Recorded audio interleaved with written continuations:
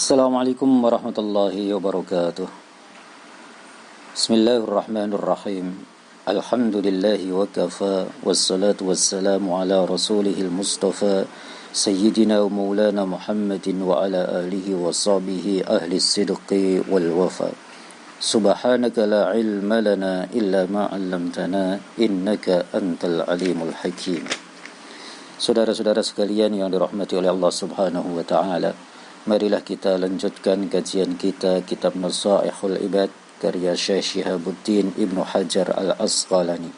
Untuk kesempatan kali ini kita akan mengkaji makalah yang ke-11 sekaligus makalah yang ke-12. Qala al-musannif rahimahullah, wal maqalatul hadiyata asyara an ba'dil hukama.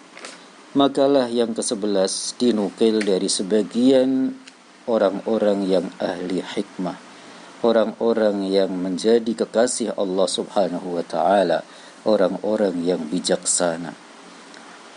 Beliau berkata, la tahqirudz dzunubas sighara fa innaha tatasha'abu minha dzunubul kibar. Janganlah kalian meremehkan dosa-dosa kecil yang kalian lakukan. Jangan anggap dosa-dosa kecil yang kalian lakukan itu adalah karena dosanya kecil saja. Fa innaha tatasha'abu minha dzunubul kibar. Maka karena sesungguhnya dosa-dosa kecil yang kita lakukan, ketika kita menganggapnya itu adalah dosa kecil tapi tetap kita lakukan secara terus-menerus, maka akan menjadi bercabang-cabang dosa-dosa kecil yang kita lakukan. Sehingga karena yang kecil-kecil banyak kita lakukan, maka dosa-dosa kecil menyatu menjadi dosa besar. Karena yang kecil-kecil ketika dikumpulkan banyak sekali, maka otomatis akan menjadi besar. Dan boleh jadi dosa kecil yang dilakukan oleh seseorang itu merupakan penyebab murkanya Allah Subhanahu wa ta'ala. Boleh jadi yang kita remehkan dari dosa-dosa kecil yang kita lakukan itu menjadi penyebab murkanya Allah Subhanahu wa ta'ala kepada kita. Saudara-saudaraku yang dirahmati oleh Allah Subhanahu wa ta'ala, betapapun kecilnya dosa, ketika kita melakukannya, jangan sampai kita menganggap bahwa dosa yang kita lakukan adalah dosa yang kecil, dosa yang remeh. Karena dosa yang kecil ketika kita melakukannya berulang-ulang, maka akan menjadi dosa besar. Barangkali boleh jadi ketika kita meremehkan dosa kecil, kemudian kita lakukan, ini yang menyebabkan murkanya Allah Subhanahu wa ta'ala kepada kita. Saudara-saudara sekalian yang dirahmati oleh Allah Subhanahu wa ta'ala, marilah kita jangan sampai kita menganggap dosa-dosa kecil yang kita lakukan itu kita remehkan. Oh, karena dosanya kecil maka kita lakukan tanpa merasa bahwa yang kita lakukan itu sejatinya adalah dosa kepada Allah Subhanahu wa ta'ala.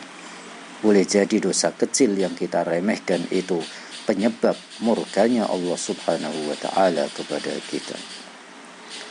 Selanjutnya makalah yang ke-12. Wal maqalatu tsaniyata asyarata anin nabi sallallahu alaihi wasallam. Makalah yang ke-12 adalah dinukil dari Nabi Muhammad sallallahu alaihi wasallam. Beliau bersabda, la saghirata ma'al israr. Tidak ada dosa kecil ketika dilakukan secara terus-menerus, ketika dilakukan secara berkelanjutan. Fa innaha bil muwadhabati 'alaiha ta'dhumu fatasiru kabiratan. Maka sesungguhnya dengan melanggengkan melakukan dosa-dosa kecil, terus-menerus melakukan dosa-dosa kecil, maka dosa kecil itu akan menjadi besar di sisi Allah Subhanahu wa ta'ala. Wa aidan innaha 'ala azmi istidamatiha tasiru kabiratan. Demikian juga ketika dosa-dosa kecil itu kita mempunyai azam untuk melanggengkan melakukannya, untuk terus-menerus melakukannya, maka dosa-dosa kecil itu juga bisa menjadi besar di hadapan Allah Subhanahu wa ta'ala. Fa inna niyatal mar'i fil ma'asi kanat maksiyatan. Maka sesungguhnya niat seseorang, azam seseorang untuk melanggengkan, melakukan dosa-dosa kecil, untuk melakukan maksiat kepada Allah Subhanahu wa ta'ala, itu niatnya sudah termasuk kemaksiatan kepada Allah Subhanahu wa ta'ala. Selanjutnya Nabi bersabda, wala kabirata ma'al istighfar. Tidak ada dosa besar kalau disertai dengan memohon ampun kepada Allah Subhanahu wa ta'ala. Ay at-taubati bi syurutiha, yaitu disertai dengan taubat, dengan memenuhi syarat-syaratnya taubat kepada Allah Subhanahu wa ta'ala. Jadi meskipun seseorang itu melakukan dosa besar, tapi setelah melakukannya dia meminta ampunan kepada Allah Subhanahu wa ta'ala dengan bertaubat, yaitu taubatan nasuha yang memenuhi syarat-syaratnya taubat, yang minimal harus terpenuhi 3 syarat, yaitu yang pertama harus menyesali dosa besar yang telah dia lakukan. Kemudian yang kedua, syarat yang kedua, syarat yang kedua agar taubatnya termasuk taubatan nasuha, dia bertekad untuk tidak mengulangi dosa besar tersebut.